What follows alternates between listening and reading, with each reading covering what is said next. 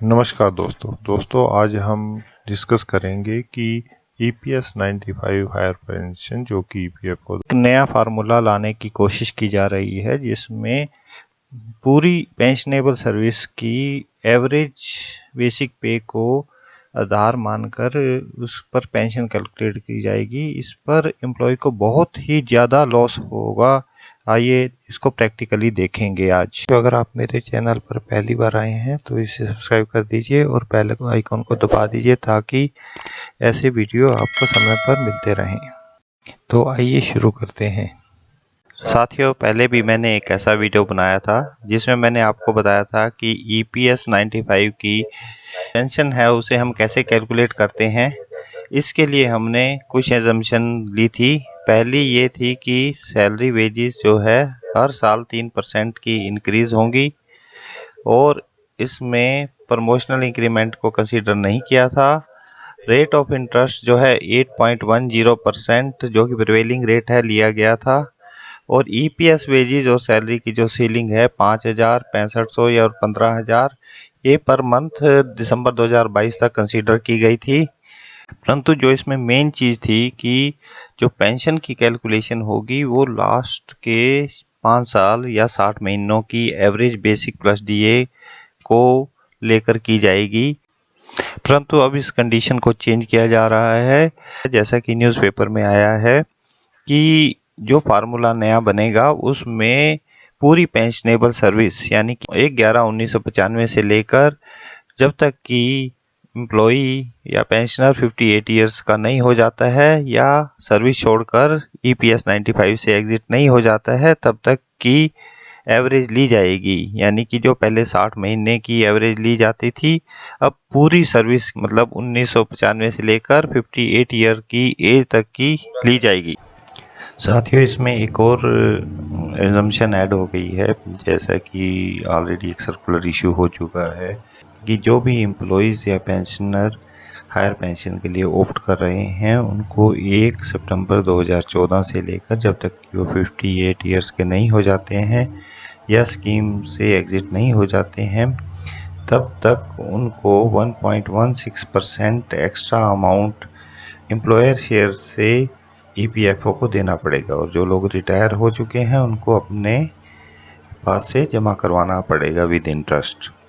तो ये एक और एडिशनल बर्डन एम्प्लॉयज़ और पेंशनर के ऊपर आ गया है। जो पहला पैसा एम्प्लॉय और पेंशनर को एम्प्लॉयर शेयर का मिलना था वो अब EPFO को डाइवर्ट हो जाएगा।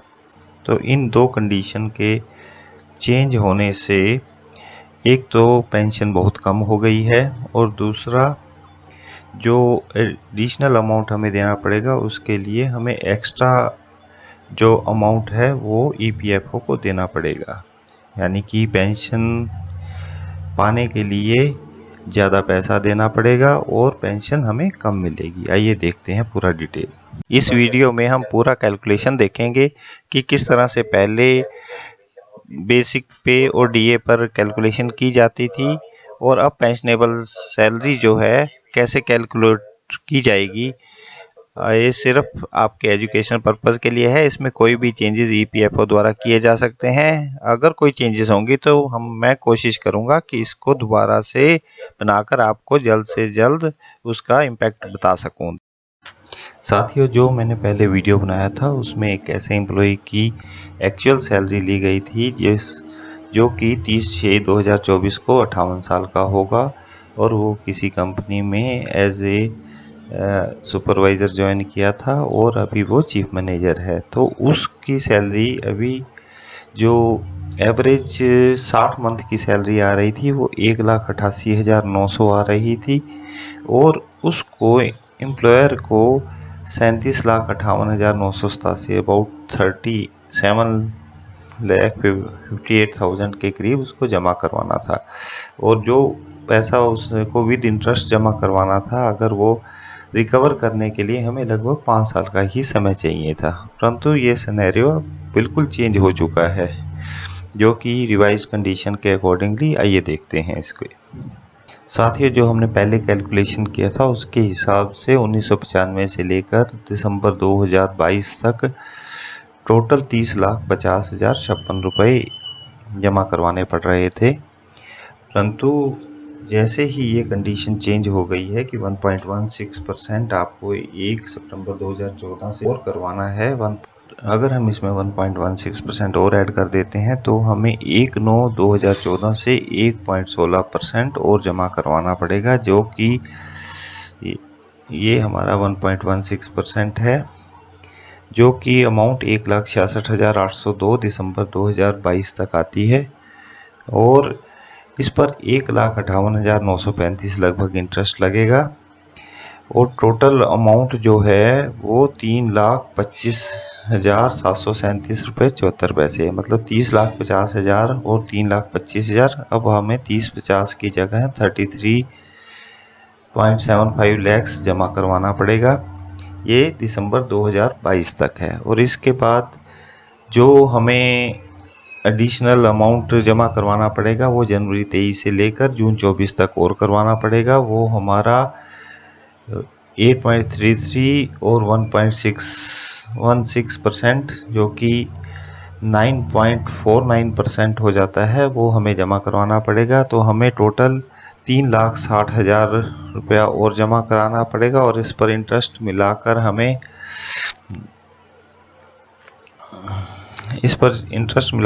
3,82,000 रुपया और हमारी डिडक्शन होगी। तो जो टोटल 33,75,000 रुपया हमने पिछली शीट में निकाला था दिसंबर 2022 तक, उसमें 3,82,000 रुपया और ऐड करेंगे तो ये जो हमने 33,75,793 रुपये पिछली शीट में निकाला था, ये वाला, इसमें अगर हम ये 3,82,000 विद इंटरेस्ट जो हमें फ्यूचर में जमा करवाना है वो ऐड करेंगे और 4,10,158 जो हमारा 33,75,000 पर इंटरेस्ट बन रहा है वो जमा करवाएंगे।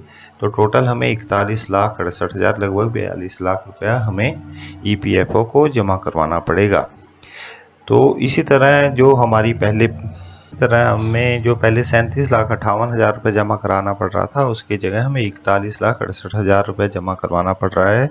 और जो हमारी पहले एवरेज बेसिक पिछले 60 मंथ्स की जो आ रही थी वो 1,88,900 आ रही थी और उस पर पेंशन जो आ रही थी बन रही थी, जो प्रेजेंट फार्मूला है उसके हिसाब से 83,656 बन रही थी। तो 83,656 रुपये पेंशन बन रही थी पर 37,58,000 और इसका इंटरेस्ट 11,41,792 रुपये मिलाकर हमें ये 5 साल में रिकवर हो रहा था। तो जो पैसा हमने 37,58,000 रुपये जमा करवाया था वो हमें 59 मंथ्स या से 5 इयर्स में रिकवर हो जाता। पर अभी जो चेंजेस हो गए हैं उसके हिसाब से जो हमारी पेंशनेबल सैलरी बन रही है वो हमें 60 की जगह 343 मंथ यानी 16 नवंबर 2095 से लेकर जून 2024 तक जितनी भी हमारी बेसिक प्लस डीए है उसकी एवरेज निकालेंगे तो वो हमारी 1,88,000 की जगह सिर्फ 74,000 रुपये रह जाती है।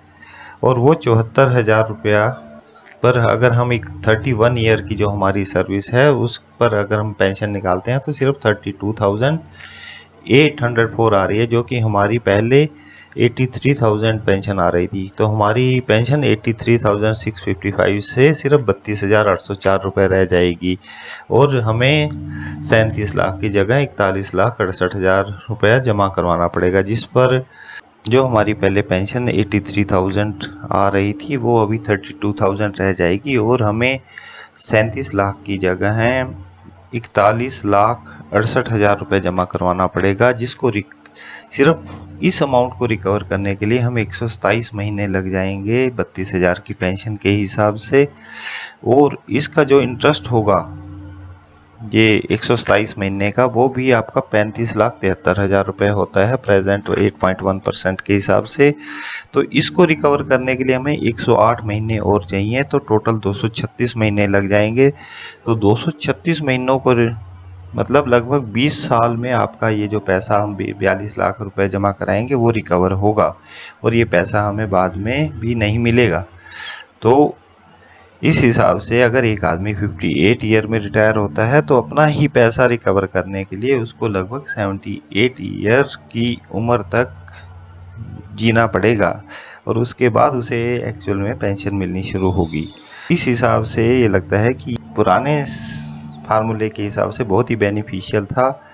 नए फार्मूले के हिसाब से यह बिल्कुल भी बेनिफिशियल नहीं है। तो अगर हम एवरेज बेसिक पूरी सर्विस की लेते हैं तो हमारे लिए ये 20 साल में पैसा रिकवर होगा, जो कि हम ईपीएफओ के यहाँ जमा करवाएंगे। बाकी आपके अगर कोई इस पर विचार हो तो आप कमेंट्स में अपने लिख सकते हैं और मैं आशा करता हूँ कि आपको ये सारा कैलकुलेशन समझ आ गया होगा। अगर आपको फिर भी कोई क्लैरिफिकेशन चाहिए तो आप कमेंट, आपका कोई क्वेरी है तो आप नीचे कमेंट्स में लिख सकते हैं, मैं उसका रिप्लाई देने की कोशिश करूँगा।